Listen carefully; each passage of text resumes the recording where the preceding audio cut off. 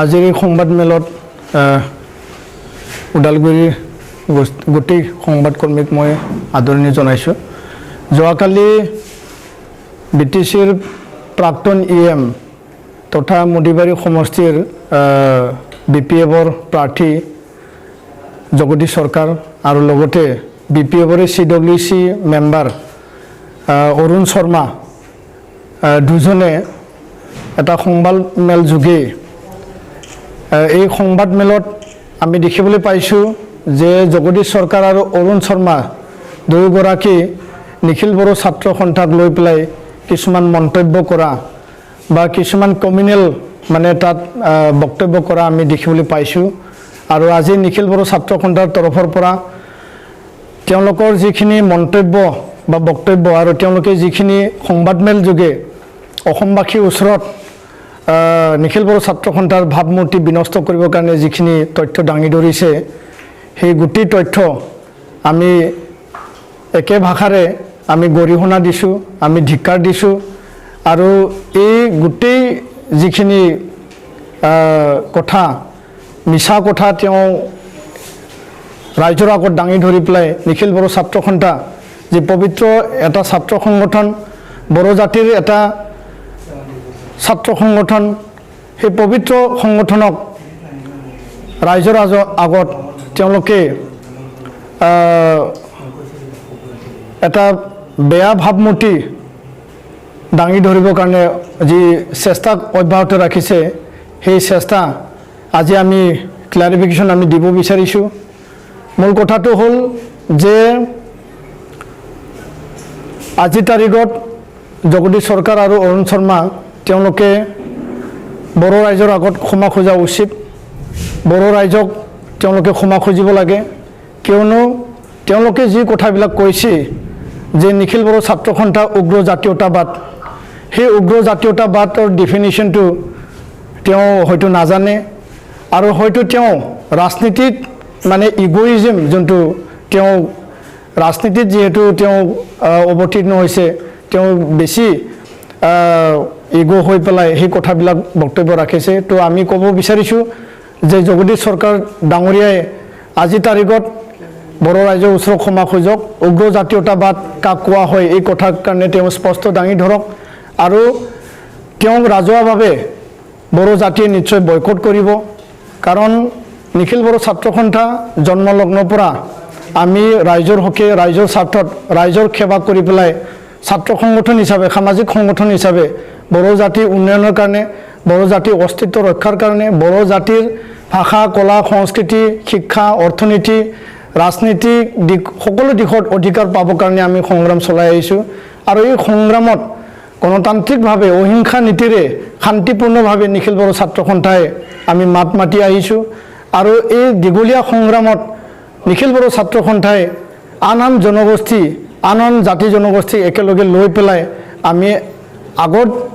যোৱাৰ কাৰণে বা সমিল মিলেৰে এই অঞ্চলত আমি কেনেকৈ বসবাস কৰি থাকিব পাৰোঁ তাৰ কাৰণে আমি কাম কৰি আহিছোঁ। আৰু আজিৰ তাৰিখত জগদীশ সৰকাৰ ডাঙৰীয়াই এই 10 বছৰ 5 বছৰ EM আৰু 5 বছৰ MCLA যে তেওঁ সুযোগ পালে বা তেওঁ এই যে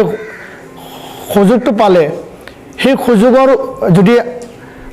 আধাৰটো যদি চাব যায়, জগদীশ সৰকাৰ ডাঙৰীয়াই যোৱা 2003 চনত BTC চুক্তিৰ সময়ত আৰু তাৰ আগত আৰু তাৰ পিছত নিখিল বড়ো ছাত্ৰ সন্থাৰ লগত তেওঁ সংগ্ৰামত একেলগে আছিল। আৰু আজিৰ তাৰিখত সেই সংগ্ৰামটো তেওঁ পাহৰি গৈছে। আৰু ইয়াৰ কাৰণে আমি ক'ব বিচাৰিছোঁ, তেওঁ যদি উগ্ৰ জাতীয়তাবাদৰ যোনটো ভাষা তেওঁ প্ৰয়োগ কৰিছে, সেই ভাষাটো আমি সুধিব বিচাৰিছোঁ। আজিৰ তাৰিখত সেই সময়ৰ যিখিনি এপচু নেতা আছিল, আজি BPF দলত, ৰাজনীতিক দলত আছে, বিশ্বজিৎ দৈমাৰী ডাঙৰীয়া বা লমচাও দৈমাৰী ডাঙৰীয়া আছে বা আন আন যিবিলাক নেতা আছে, আজি ৰবিৰাম নাৰ্জাৰী ডাঙৰীয়াও আছে। তো তেওঁলোকক সোধক যে উগ্ৰ জাতীয়তাবাদ সেই সময়ত সেই নেতাবিলাকে কৰিছিল নেকি। তো মই BPF দলকো মই আহ্বান জনাব বিচাৰিছোঁ, এটা ছাত্ৰ সংগঠন হৈ, যে যি পন্থাৰে জগদীশ সৰকাৰ ডাঙৰীয়াই নিখিল বড়ো ছাত্ৰ সন্থাৰ ওপৰত আক্ৰমণ কৰিছে, সেই পন্থা কেতিয়াও গ্ৰহণযোগ্য নহয়। সেই পন্থা কেতিয়াও সমাজৰ কাৰণে মংগল নহয় তেওঁ কমিউনেল যি বক্তব্য প্ৰদান কৰিছে আজিৰ তাৰিখত আইনীভাৱে ইয়াৰ কাৰণে নিশ্চয় ব্যৱস্থা লোৱা হ'ব আৰু এই ক্ষেত্ৰত মই নিৰ্বাচন আয়োগকো অনুৰোধ জনাব বিচাৰিছোঁ যে তেওঁ যেহেতু এতিয়া বৰ্তমান বিপিএফ দলৰ মুডিবাৰী সমষ্টিৰ প্ৰাৰ্থী তো নিৰ্বাচন আয়োগে এই ক্ষেত্ৰত যাতে তেওঁ যেহেতু কমিউনেল বক্তব্য প্ৰদান কৰিছে যে তেওঁ কৈছে যে বিটিসি অঞ্চলত বড়ো ভাষাক মানে জাপি দিব বিচাৰিছে অসমীয়া ভাষাক ইয়াত মুখিমূৰ কৰিব বিচাৰিছে এই বক্তব্যবিলাক তেওঁলোকে প্ৰদান কৰিছে আৰু আজি তাৰিখত আমি তেওঁৰ পৰা প্ৰমাণ বিচাৰিছোঁ যে কোন সময়ত কেতিয়া নিখিল বড়ো ছাত্ৰ সন্থাই এই মানে যিবিলাক তেওঁলোকে কৈছে বা তেওঁলোকে এইবিলাক কথা দাঙি ধৰিছে কেতিয়া কৰিছিল ইয়াৰ এটা প্ৰমাণ তেওঁ দেখুৱাব লাগে আৰু অৰুণ শৰ্মা যি CWC মেম্বাৰ তেওঁ কৈছে যে বিজনেছ 71 পৰিয়ালক নিখিল বড়ো ছাত্ৰ সন্থাৰ নেতৃত্বত তেওঁলোকক এভিকশ্যন কৰা হৈছিল তেওঁলোকক মানে তাৰ পৰা জবৰদস্তি যাবৰ কাৰণে নিৰ্দেশ দিয়া হৈছিল ইয়াৰ কি তথ্য আছে সেই তথ্যখিনি তেওঁলোকে দাঙি ধৰিব লাগে আৰু অন্যথা নিখিল বড়ো ছাত্ৰ সন্থা যি দুজন ব্যক্তিয়ে নিখিল বড়ো ছাত্ৰ সন্থাৰ ওপৰত এই কমিউনেল উগ্ৰ জাতীয়তাবাদ আৰু ভাষাক লৈ পেলাই যিখিনি তেওঁলোকে বক্তব্য প্ৰদান কৰিছে ইয়াৰ ওপৰত আমি বিশেষ এটা ব্যৱস্থা ল'বৰ কাৰণে আমি বাধ্য হ'ব তো ইয়াৰ কাৰণে আজি তাৰিখত নিখিল বড়ো ছাত্ৰ সন্থা আমি স্পষ্টভাৱে আমি ক'ব বিচাৰিছোঁ যে অসমীয়া ভাষা বড়ো ভাষা অসমৰ চৰকাৰী ভাষা অসমীয়া ভাষাও হয় অসমৰ সহযোগী চৰকাৰী ভাষা বড়ো ভাষাও হয় এইটো সংবিধানে আমাক বা চৰকাৰে আমাক ইয়াৰ মানে যি ষ্টেটাছ বা ইয়াৰ সন্মানটো আমাক দিছে বা অধিকাৰটো দিছে তো বড়ো মাধ্যম অসমীয়া মাধ্যম দুই মাধ্যম জীয়াই থাকিব লাগিব ইয়াৰ কাৰণে কোনো বিকল্প ৰাস্তা নাই কাৰণ অসমত মাতৃভাষা মাধ্যম অসমীয়া মাধ্যম বড়ো মাধ্যম আমি জীয়াই ৰাখিব লাগিব আৰু যোনটো আইনৰ কথা কৈছে যে the Assamese language learning act সেই আইনৰ 2020 আইনৰ অধীনত তাত উল্লেখ কৰা আছে যে অসমীয়া ভাষাক ক্লাছ 1 পৰা ক্লাছ 10 লৈকে কম্পালসৰি ভাষা হিচাপে মানে শিকাৰ কাৰণে এইটো প্ৰয়োগ কৰা হ'ব আৰু তাতে উল্লেখ কৰা আছে যে বিটিএডি মানে 6 শিডিউল এৰিয়া এই বিটিএডি হ'ব পাৰে কাৰ্বি আংলং ডিমা হাছাও হ'ব পাৰে আৰু লগতে Bodo medium schools in Bodo inhabited area outside মানে বিটিএডি মানে যিবিলাক বড়ো মাধ্যমৰ বিদ্যালয় আছে বৰাক ভেলী কথা তাত লিখা আছে যেহেতু বৰাক ভেলীত মেক্সিমাম বেংগলী মিডিয়ামৰ মানে বিদ্যালয় আছে বিটিএডিত মেক্সিমাম বড়ো মাধ্যমৰ বিদ্যালয় আছে আৰু বিটিএডি বাহিৰতো অন্য ঠাইত বড়ো ডমিনেটেড এৰিয়াত মানে বড়ো মাধ্যমৰ বিদ্যালয় আছে তো আমি এইটো অসম চৰকাৰক বিৰোধিতা কৰা নাই অসম চৰকাৰক আমি বাধা দিয়া নাই আমি কৈছোঁ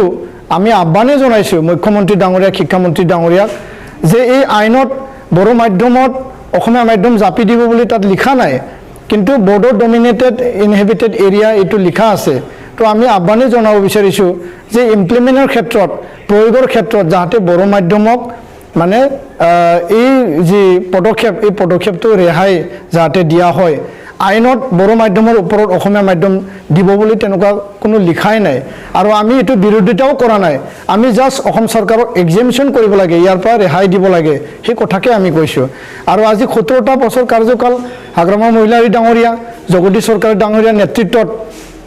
ইয়াতে চৰকাৰ চলিছিল অসমীয়া মাধ্যমক বড়ো মাধ্যমক যেনেকুৱা আগুৱাই লৈ যাব লাগিছিল অসমীয়া ভাষা বড়ো ভাষাক যেনেকুৱা আগুৱাই লৈ যাব লাগিছিল তাৰ কাৰণে আমি কোনো পদক্ষেপ লোৱা দেখা নাপালোঁ তো এই গোটেইবিলাক যি কথা কৈছে সেই নিজৰ ওপৰতে পৰে তো এজন কৰাপ্টেড মানুহ যিয়ে দুৰ্নীতিত লিপ্ত হৈ আছে টকা পইচা লৈ পেলাই যোনে চাকৰি দিয়াৰ নামত এতিয়া দৈনন্দিন ইয়াৰ ওপৰত মানে নিউজবিলাকত মানে তথ্য সহকাৰে যিবিলাক প্ৰমাণ সহকাৰে নিউজবিলাক ওলাইছে তো আমি বুজিবলৈ বাকী নাই যে জগদীশ চৰকাৰ ডাঙৰীয়া এজন কৰাপ্টেড বা দুৰ্নীতিগ্ৰস্ত এজন হি মানে ইএম আছিল এক্স ইএম আছিল এক্স MCLA আছিল আৰু আজি হি দুৰ্নীতিত লিপ্ত হৈ ৰাইজে তেওঁক মানে আকোৱালি যিহেতু মানে লোৱা নাই ৰাইজে তেওঁৰ পৰা দূৰত আছে তো সেই সকলো কথা হি ভাবি পেলাই নিখিল বড়ো ছাত্ৰ সন্থাক আক্ৰমণৰ এটা টাৰ্গেট বাছি লৈছে আৰু নিখিল বড়ো ছাত্ৰ সন্থা কোনো ৰাজনৈতিক নেতাই কোনো ৰাজনৈতিক দলে আক্ৰমণ কৰিলে আমি কেতিয়াও মনে মনে আমি বহি নাথাকোঁ কাৰণ আমি কোনো ৰাজনৈতিক দল নহয়, আমি ৰাজনৈতিক সংগঠন নহয়, আমি কোনো মানে তেনেকুৱা এদিনতে জন্ম হোৱা সংগঠন নহয়। বডোফা উপেন্দ্ৰনাথ ব্ৰহ্ম এই সংগঠনত কাম কৰি গৈছে, বাণেশ্বৰ বসুমতাৰী, কনকেশ্বৰ নাৰ্জাৰী এই সংগঠনত মানে প্ৰতিষ্ঠা হিচাপে তেওঁলোকে এই সংগঠনক চলাই নিছিল। তো আজি তাৰিখত বড়ো সংগ্ৰাম, বড়ো জাতীয়তাবাদ আৰু বড়োসকলৰ যি অস্তিত্বৰ কাৰণে, অধিকাৰৰ কাৰণে নিৰবিচ্ছিন্নভাৱে শান্তিপূৰ্ণভাৱে গণতান্ত্ৰিকভাৱে যিখিনি আন্দোলন আছিল আৰু এই আন্দোলনৰ বিনিময়ত সেই অঞ্চলৰ সকলো জাতি জনগোষ্ঠীক লৈ পেলাই বড়োসকলে জীয়াই থকাৰ কাৰণে BSc পৰা BTC পৰা BTR আজি চুক্তি সম্পাদন হ'ল। ইয়াক তেওঁ অসন্মান কৰা হৈছে আৰু তেওঁ বড়ো ভাষাক অসন্মান কৰা হৈছে, বড়ো জাতিক অসন্মান কৰা হৈছে। আৰু সেইকাৰণে আমি কৈছোঁ যে জগদীশ চৰকাৰ দুৰ্নীতিত লিপ্ত হৈ থকা এজন মানুহে, এজন ৰাজনীতিবিদে আজি ইয়াৰ কথা কোৱাৰ অধিকাৰ নাই আৰু তেওঁ বড়ো ৰাইজৰ ওচৰত ক্ষমা খুজিব লাগে। আৰু মই দৃঢ় বিশ্বাসী যে বড়ো ৰাইজে জগদীশ চৰকাৰক কেতিয়াও ক্ষমা নকৰে, কাৰণ তেওঁ ক্ষমাৰ যোগ্য নহয়। কিয়নো তেওঁ আন জাতি জনগোষ্ঠীক তেওঁ সন্মান দিব কেতিয়াও শিকা নাই বা শিকিবলৈও সি বিচৰা নাই, যাৰ কাৰণে বড়ো মানে জাতিৰ যি মানে ছাত্ৰ সংগঠন বা বড়ো জাতিৰ যি ৰাজহাৰ যি ছাত্ৰ সংগঠন নিখিল বড়ো ছাত্ৰ সন্থাক সি মানে উগ্ৰ জাতীয়তাবাদ বা অসমীয়া ভাষা বড়ো ভাষাক লৈ যিখিনি মন্তব্য ৰাখিছে আৰু অৰুণ শৰ্মা ডাঙৰীয়াই মানে নিখিল বড়ো ছাত্ৰ সন্থাৰ নেতৃত্বত যিখিনি 71 পৰিয়ালক খেদি পঠাৰ কাৰণে যিখিনি দাঙি ধৰিছে, সেই গোটেই কথা মানে মিছা। আৰু সেই গোটেই কথা যদি তেওঁলোকে সাহস আছে, পুলিচ লৈ পেলাই, প্ৰশাসন লৈ পেলাই তেওঁলোকে তদন্ত কৰক বা চৰকাৰৰ ওচৰত তেওঁলোকে তদন্তৰ দাবী কৰক। আৰু তেনেকুৱা যদি ক'ৰবাত প্ৰমাণ যদি দিব পাৰে নিখিল বড়ো ছাত্ৰ সন্থা, সেইটো চেলেঞ্জ কৰিবৰ কাৰণে আমি সদায় আমি আগ্ৰহী। তো ইয়াৰ কাৰণে এই সংবাদমেল যোগে আৰু আহি থকা দিনত যাতে কোনো ৰাজনীতিবিদে নিখিল বড়ো ছাত্ৰ সন্থাক টাৰ্গেট কৰি পেলাই সেইবিলাক জাতীয় মানে চেতনাত আঘাত লগা বা জাতীয় চেতনাক লৈ পেলাই ধেমালি কৰা তেনেকুৱা বক্তব্য যাতে তেওঁলোকে নাৰাখে, ইয়াৰ কাৰণে আমি কঠোৰভাৱে তেওঁলোকক আমি ক'বলৈ বিচাৰিছোঁ। আৰু এইবিলাক কথা যাতে ভৱিষ্যতেও কোনেও যাতে কোৱাৰ কাৰণে আগবাঢ়ি নাহে, ইয়াৰ কাৰণে আমি সকিয়নি দিছোঁ।